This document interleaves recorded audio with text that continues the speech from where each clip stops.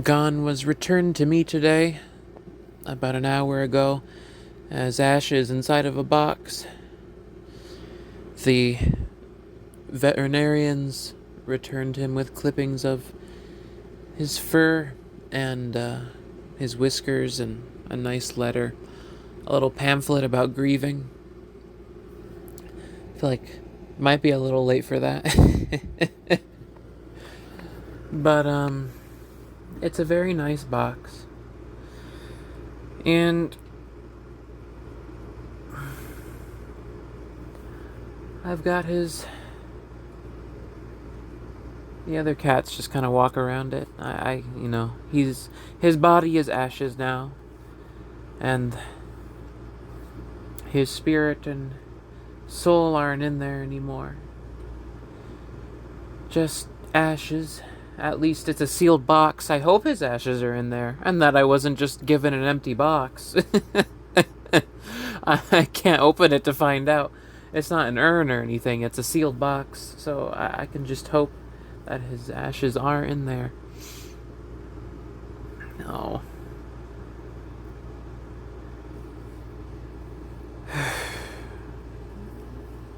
I'm holding that box. And having that box. In one part, it's relieving that I finally have what's left of him back now. And in the other part, it's, I just look at it, I just want to look at it from a distance. I don't even want to touch it. Just seeing that bag come through the door with the box inside of it and the blue velvet bag that it came inside of.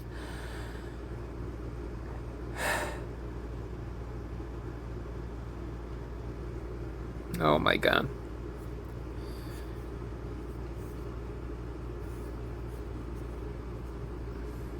I won't let go of the memory of you. I saw someone today who posted on a site. Apparently they write a comic that starred their cat as the main character, and apparently their cat passed away sometime recent, and it was them in the comic talking to the fictional version of their cat about the real life version of their cat, and how the comic version is like how the owner and parent is holding on to their cat, free from death and afflictions and age and the flaws of having a living body and things like that, holding on to them, as a person, honoring them in that memory, but in a more solid kind of way.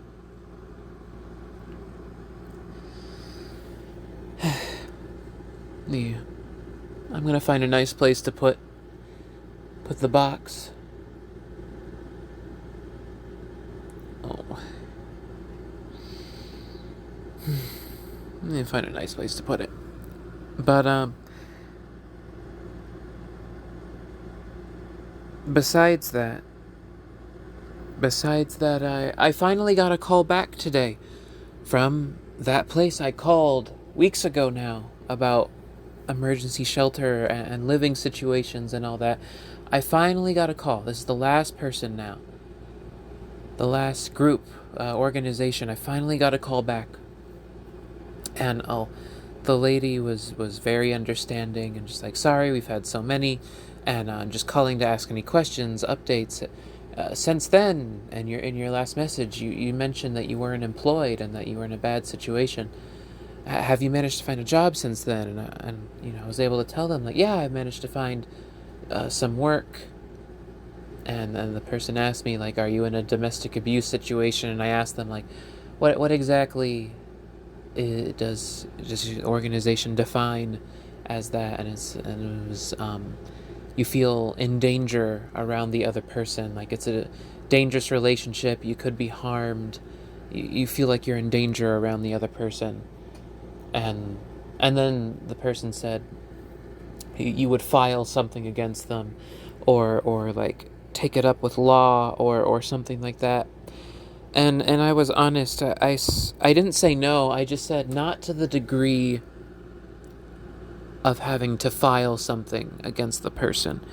And I don't know if that was the best way to word it or the right thing to say.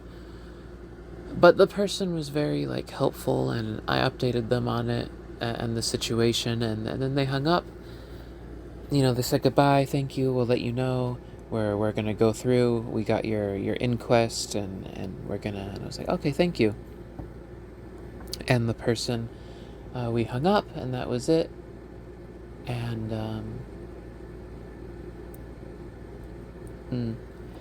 I forgot to mention that I called the other person, and they told me, like, I told them, his ashes are ready to get picked up. And the person was like, cool, we'll pick them up on Friday. And they asked me, like, what do you want to do? Do you want me to just pick them up on Friday and bring them to you, or do you want to go on Friday? And I was like, I'll just, because I wanted to go, because I missed taking him there, his body there, and I didn't want to miss picking him up. But then the person was suddenly, after I told them, oh, actually, I want you to take me on Friday to go pick them up. And then the person was like, actually, I'll just go get them now. And then the ashes were brought to me. And then that was it. That was it. The process with Gon is, the physical process with Gon is complete now. The letter has the staff's names on it. Staff's names on it. Yeah. Okay, but moving back, the person, they asked me those questions. I updated them, and it's like, oh yeah, I did find a job, and then I told them how much I'm making. It's not a lot, but I did tell them how much I'm making at the moment. And I had this feeling of dread and fear. I don't know how many other people have this, but do you ever, and I felt this, but you ever feel afraid to tell someone that things are even a little better than they were before, or that you managed something in that time, because I'm afraid that if I do that they would decide to just stop, to not help at all. That I guess you could call it a fear of abandonment, or a fear of being neglected or left behind. That even if I say even a little bit that I manage something, that the person would react to go all the way, then you don't need anything. Then that's it. All right, goodbye. And then just leave me here with, because that is what I recognize that is what I've experienced and gone through. That if I so much as said things are even a degree better than they were before, even by a tiny bit, that I'm still in trouble, but I managed to, I'm still in a bind, I'm still in a hot spot. But if one person even heard one thing that was minorly, in the positive, any form of positivity, that they're just like, oh, positive, good, then that's it, goodbye. And then I get shoved further down the list. That this I heard it called, well, it was called something.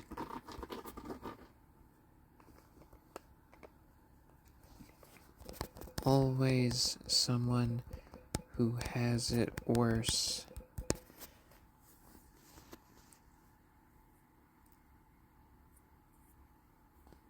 The fallacy of relative privation dismisses a complaint or problem by pointing to a more severe issue, wrongly implying that the original problem isn't valid or worthy of attention, also called the appeal to worse problems.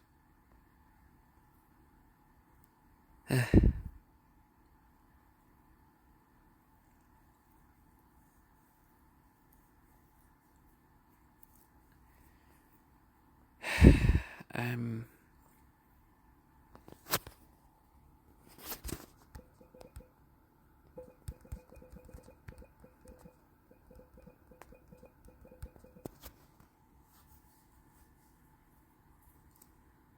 appeal to worse problems because other situations could be worse than your This is a classic appeal to worse problems logic fallacy. Because other situations could be worse than your problem is irrelevant.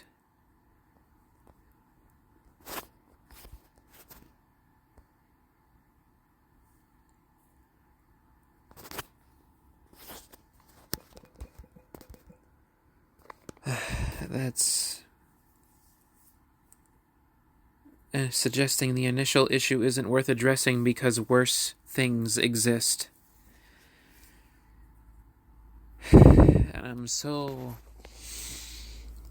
scared of that if it's like a hierarchy of suffering and pain, that I'm gonna accidentally kick myself out of the ability to seek or even ask or wonder if I even can be helped. That people are gonna look and just say, what are you complaining about? Yours is better than this person. So now I'm lower priority on the list, and that's a terrifying feeling. That I'm scared to even say that I'm doing even a degree better. The most minor degree, a modicum better. Because then I'll just be left.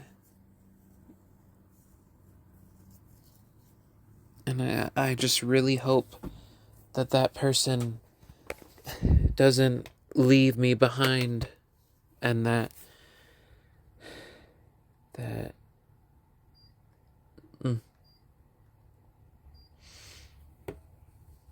I wonder if sometimes not being able to explain it clearly and just getting stuck on words is more clear than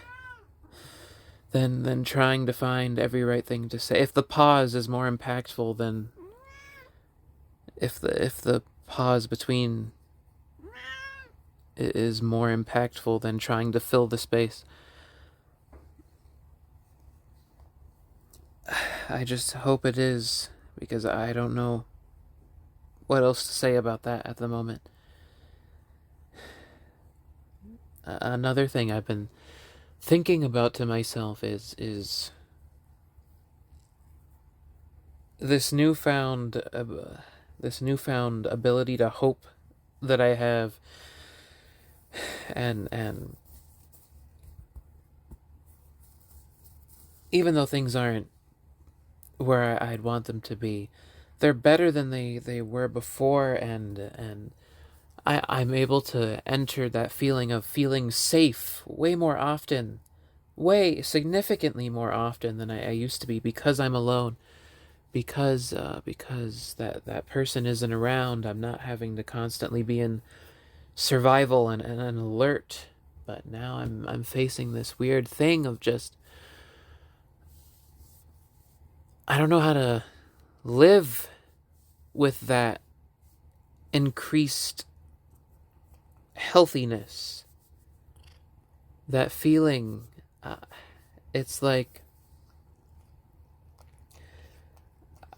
my body is being overwhelmed by hope and it's like it doesn't know, it's adjusting, but I don't know how to function in it yet. I don't know what to do. It feels like there's so much more possibility and options to make, and I feel healthier more often, and there's so much more space, and it's making me hyperventilate almost. It's just I don't know how to be healthy, but I want to be healthy, and I feel healthier, but it's overwhelming.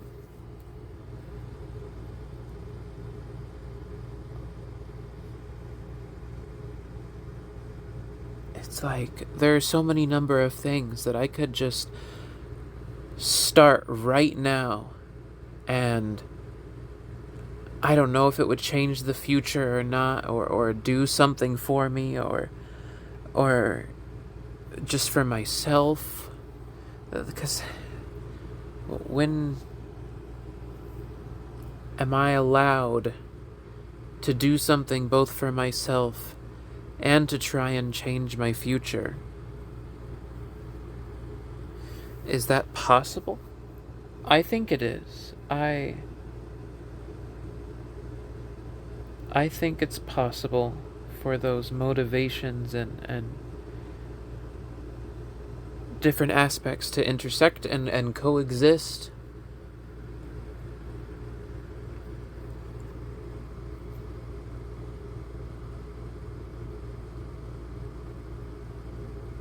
That just because you want to share something with other people or put it out there, and it's not just for your eyes, that doesn't mean that it's not for you, or you're not enjoying it.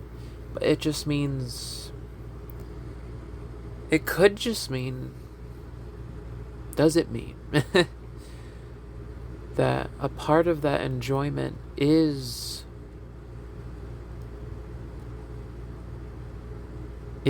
that it exists? Not necessarily that.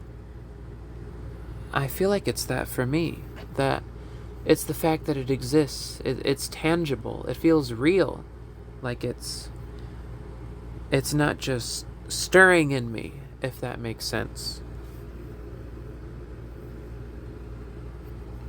That it can be touched. There's something about it being brought into reality, and for me, bringing it into reality is like even further beyond just drawing it for myself and leaving it there.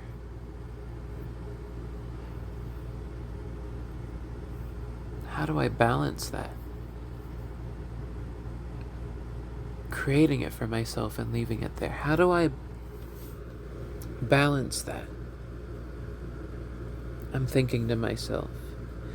Because so much of the enjoyment I feel for me is the act of letting it out of myself, out of the confines of my body, out of the confines of this place I'm inside.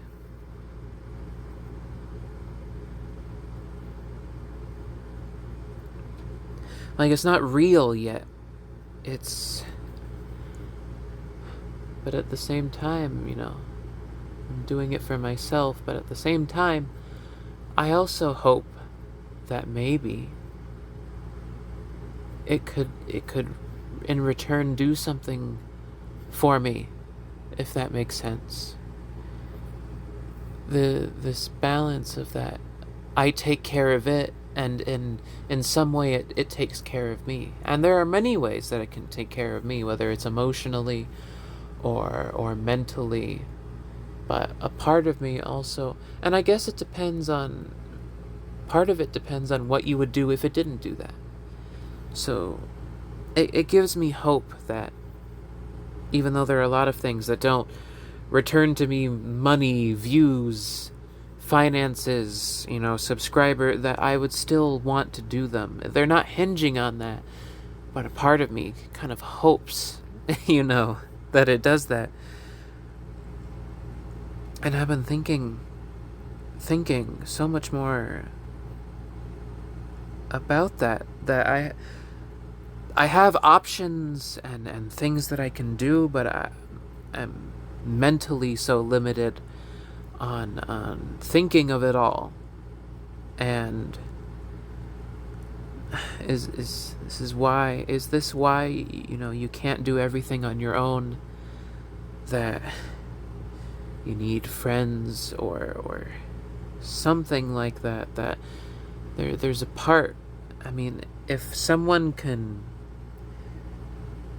you grew up on your own, all on your own, even if there was someone, an adult there, but you're still by yourself, and nobody told me, nobody taught me. How was I supposed to know? There's so many things you're missing when you're alone. Am I missing that too?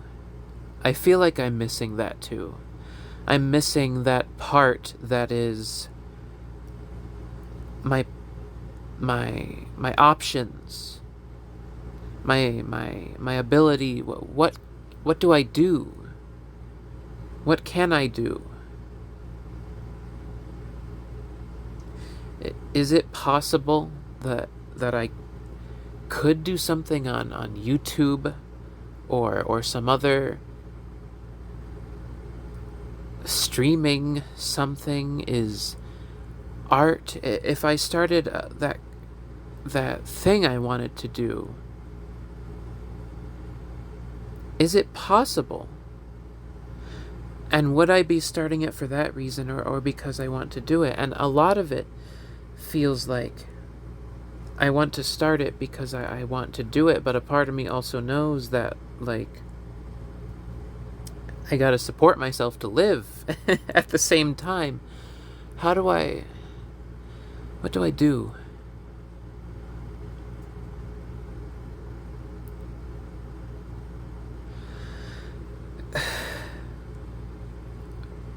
I know I've expressed this thought before, but how do I balance? Is it possible finding the time? Is it possible that taking care of those things that I enjoy and that creativity and what I love and what I want to do, could that also take care of me? It just feels like everybody got to it first, if that makes sense. But that's the part where I just do it for myself to do it, not for views, not for money, not for trends or anything like that. But then the other part of me then wonders, then what? And part of me says the answer is, there is no then what. You just keep. If you stall here and you never do it, then how are you ever going to know? And I feel like I'm trying to ask someone's permission to start, that I'm asking someone if they would care before I even do anything, if they would care ahead of time, if I started something.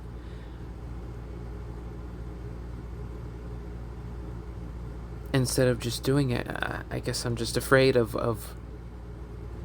going through all of it and just not knowing what's going to happen.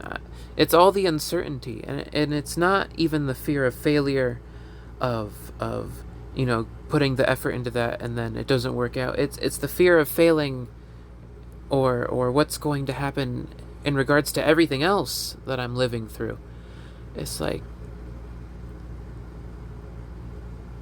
I wish my environment, and I feel like there's a lot of people who they have that safe environment, and they're just afraid of the task and the project falling through. And then there are people who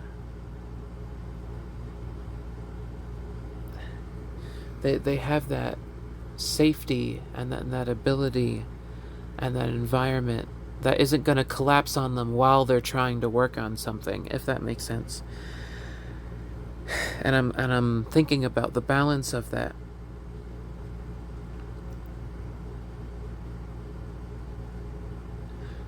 I feel safe enough to doodle and do these journals and do something that doesn't feel like it would be a massive risk, or spending time on it that could get taken away.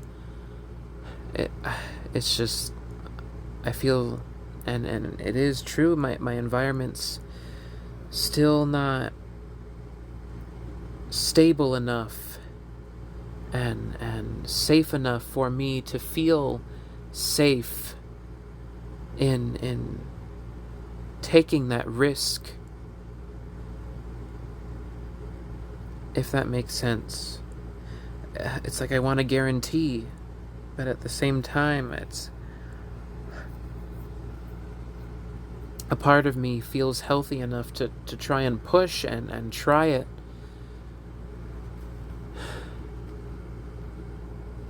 And this isn't just me looking for perfect conditions, the right mood, the right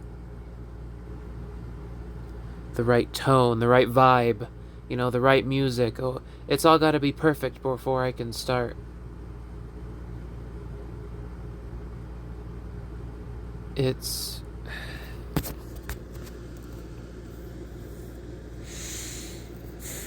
how do I describe it?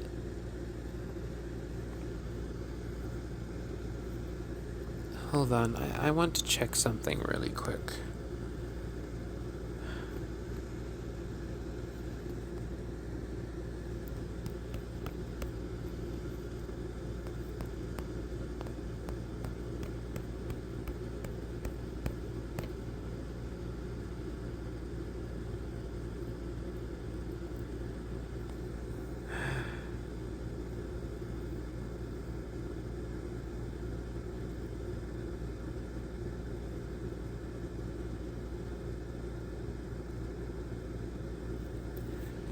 Safe mode and perfect conditions.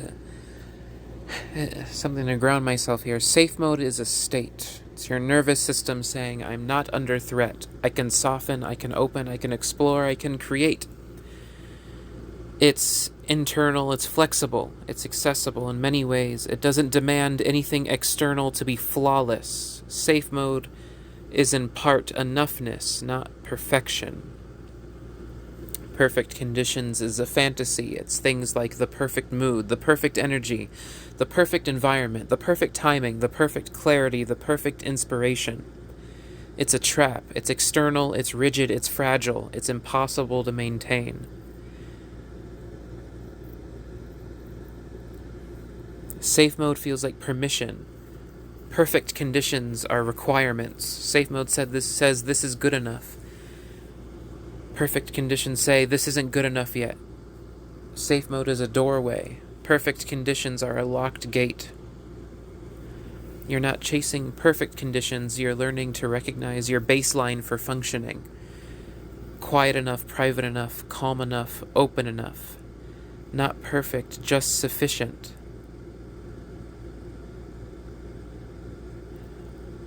And I'm not sure yet if this moment is sufficient for leaping forward into that kind of thing. If it's slowly opening up more and more. I can make these journals, I can draw the thumbnails, I can even plan and breathe and think more. But I don't know if I'm safe enough, sufficient in that safe. I don't know if I'm sufficiently safe enough to try something like that. And maybe it's a matter of just getting other people's opinions on it. It's a matter of researching and figuring out what it entails, seeing if it's within my means and capabilities. But I wonder if there really is something I could do.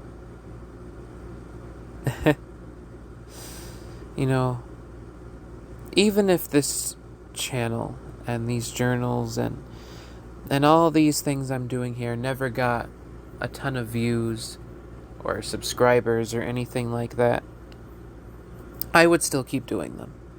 I mean, I already do. I mean, these don't really draw in anything. These aren't anything special. You know, this isn't gonna make me anything. But I wonder if it's possible. If something I could do could possibly, something related to YouTube, something could support me. If there is a path somewhere in this like this, with as limited as my means are. I didn't wait to get the perfect mic, the perfect studio, the right, but this is something different. It's a real risk. It's a real taking a chance on something, and I don't know if I feel safe with it, if I feel like I could do it. I feel like I could do it, and I'd want to do it.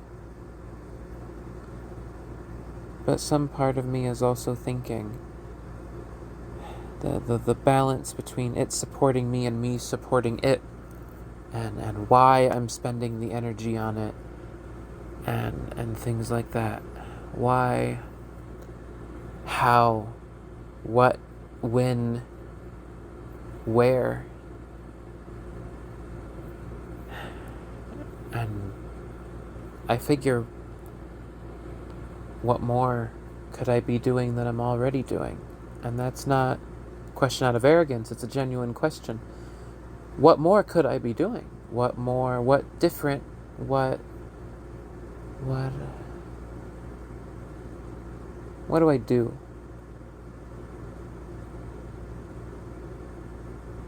And I feel like there's not going to be anyone to answer that question, or to help me answer that question.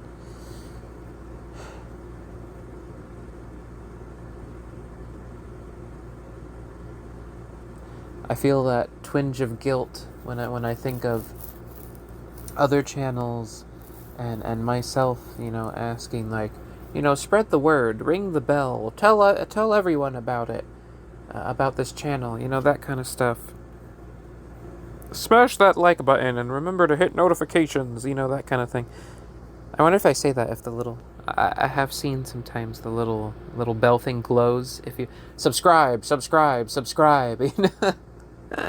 I'll have to check later if the little bell thing glows, if that works. Click the card. Check out my merchandise, if that'll do anything. I don't know. But,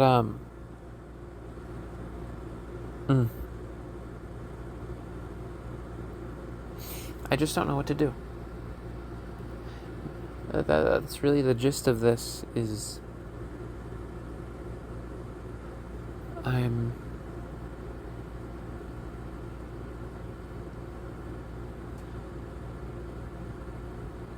scared of being let go of, and I'm scared that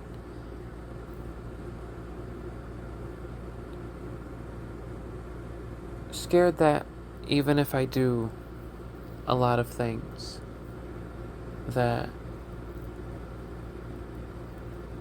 as much as I try, that nothing might happen.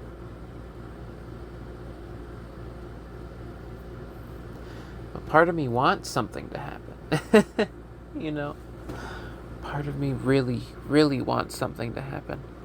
But now I'm at the point where I've tried as much as I know how to do.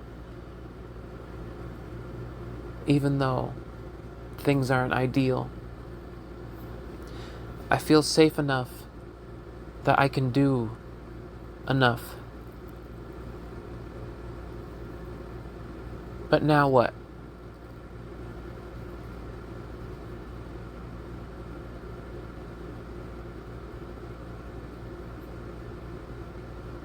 I don't know. Maybe that's a a question for later. A question for another day.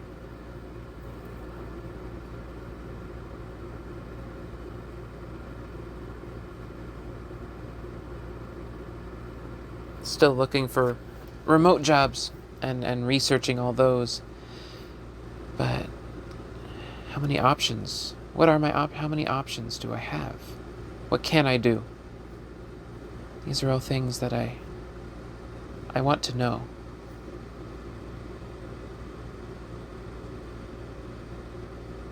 And I might need someone else's help to figure it out, or just do a ton of research.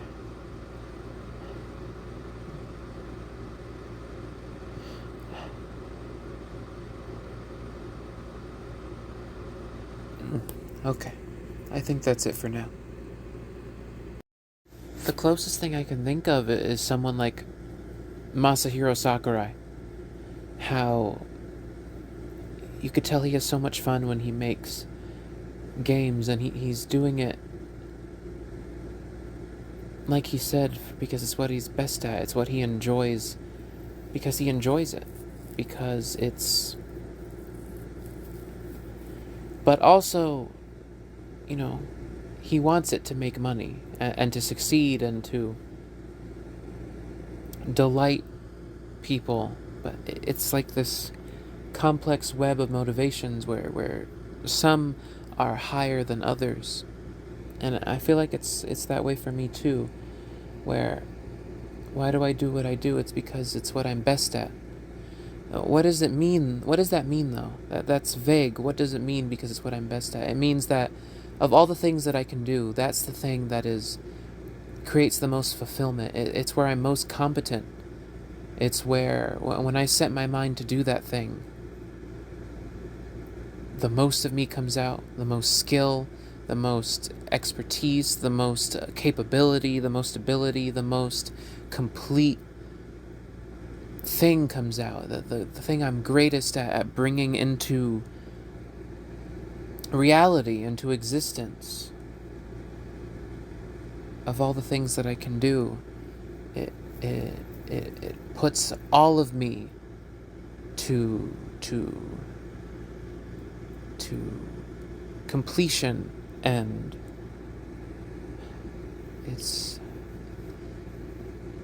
you also want it to succeed, and also to it's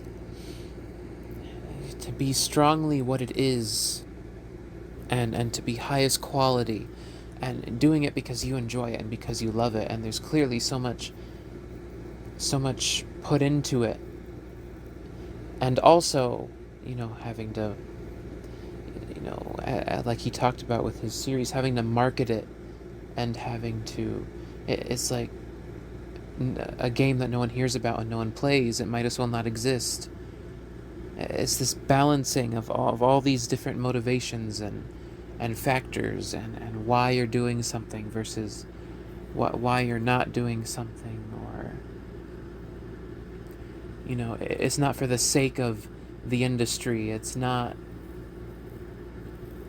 to get acclaim and applause. It's not for viewership. It's not for money.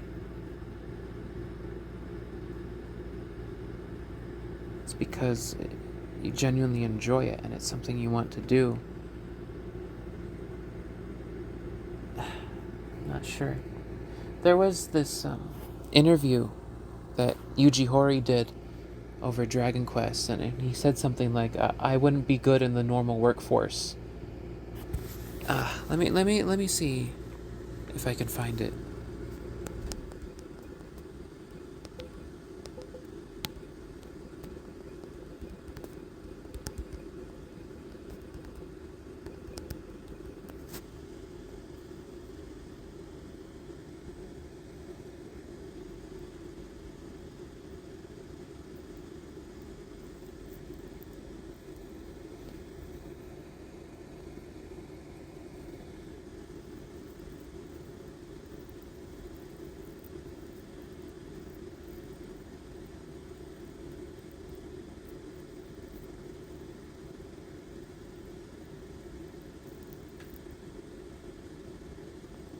Let me check something really quick.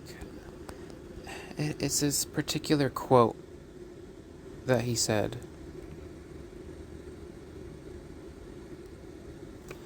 What was the quote?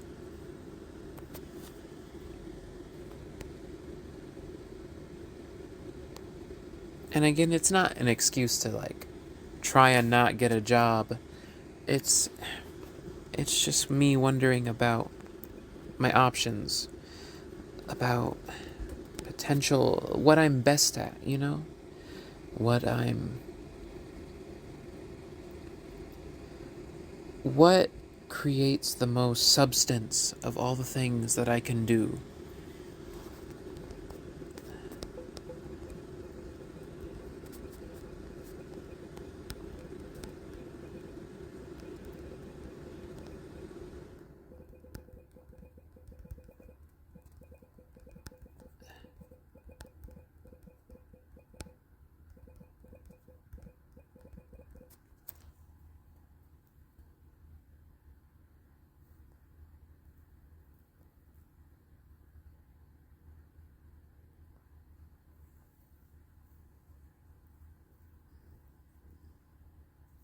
Yeah, okay, so I remember seeing the interview, but I can't find like a written quote of it. But the summary of it is he has joked about being unsuited for a conventional job and has described game creation as the place where he feels most natural or capable.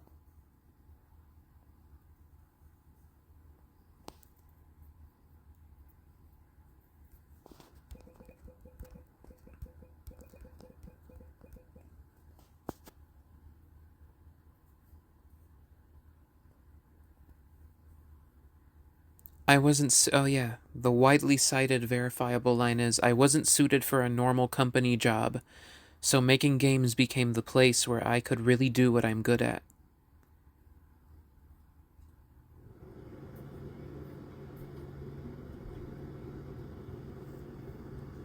Where his strengths shine, that he wouldn't thrive in that typical corporate environment.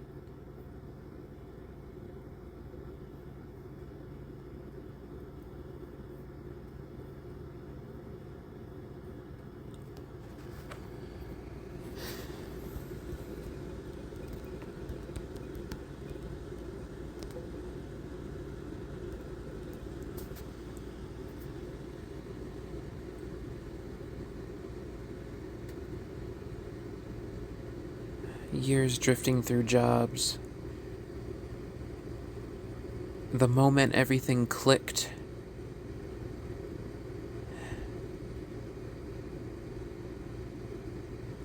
This is the something compelling about a creator openly acknowledging, this is the place where my brain works the way it's supposed to. This is where I'm useful. This is where I belong.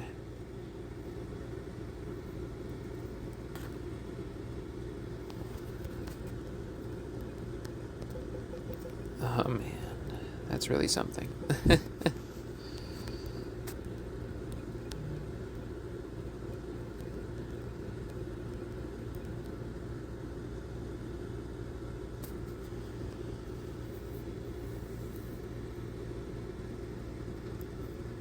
This is the thing I'm built for. It changes the entire relationship they have with work, effort, and even themselves. Not about ego or superiority, it's about alignment, a kind of quiet, powerful clarity. Effort feels different, not easier, but more natural. You still work hard, but the work doesn't drain you in the same way. It feels like you're pushing in the direction that the wind already wants to blow. Because the metric shifts from am I good enough to am I doing the only thing I can do this way, it becomes less about competition and more about contribution. Am I doing the thing only I can do this way?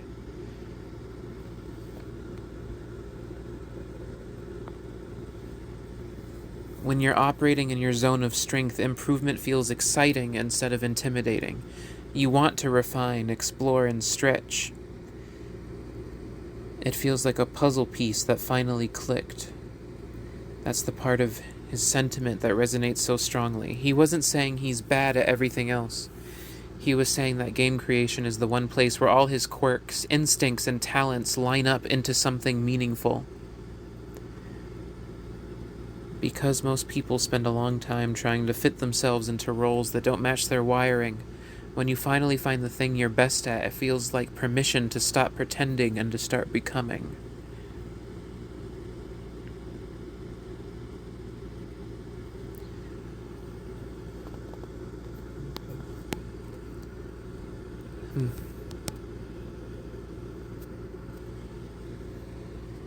I wonder about that for myself. Is that possible for me? I don't know.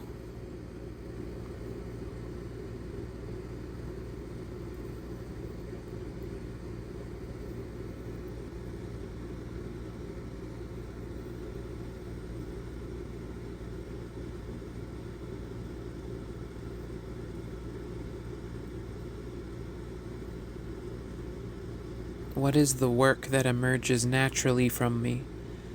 What is the work that emerges naturally from within me? What is the contribution that wouldn't exist if I didn't make it? What is the contribution that wouldn't exist if I didn't make it? What is the shape of my mind that shows up in what I create? When you focus on what only you can do, you stop chasing every skill and start honing in and deepening on the ones that feel like home.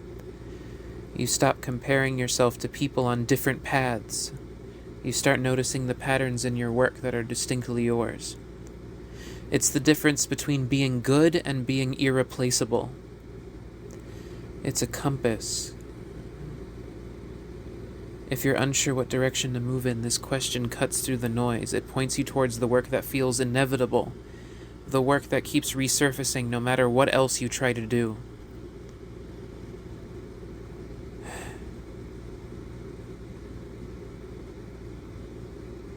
That's really interesting. What is the contribution that wouldn't exist if I didn't make it?